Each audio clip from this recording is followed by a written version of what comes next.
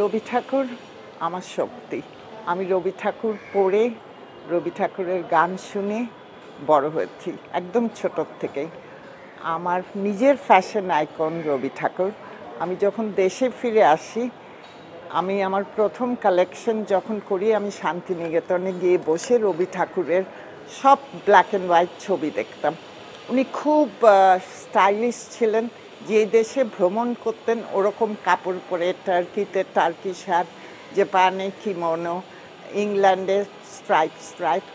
আর আপনারা হয়তো লক্ষ্য করবেন, আজকে আমি পরিনি, যখন টুপি বা কিছু পরে থাকি, একলা চলো রে, এটা আমি মনে করি রবি ঠাকুর আমার জন্য লিখে গেছেন। কেন, আমি ছোটোবেলার থেকে আমার বাবা এই গানটা গেয়ে আমাকে ঘুম থেকে উঠাতো।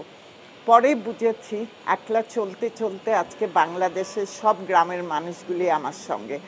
কাজেই সামনে 25শে বৈশাখ, রবি ঠাকুর আমার অন্তরে সবসময় আছে।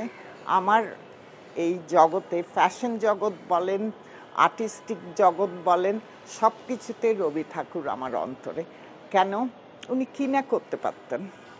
গান লিখতেন, নৃত্যনাট্য, ডাইরেকশন, তারপর লেখালেখি। কাজেই রবি ঠাকুর আমার জন্য এখানে।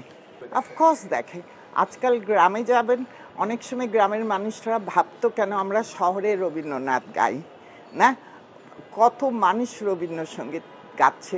রবীন্দ্রনাথ তো অনেক বাউলের ইনফ্লুয়েন্স ছিল। আপনি দেখেন লালনের, না গ্রামের মানুষরা এখন অনেক রবীন্দ্রসঙ্গীত গাচ্ছে। এটা খালি একটা শ্রেণীর মানুষের জন্য না, রবীন্দ্রনাথ সবার জন্য। আমি ওনার সব ছবি আঁকা দেখেছি, ওনার ইংরেজি লেখা দেখেছি। উনি যেমন বাংলা লিখতেন তেমন ইংরেজি, যেমন ছবি আঁকতেন, দেখতে তো আমার মনে হয় ওনার থেকে এত হ্যান্ডসাম আর কেউ নেই।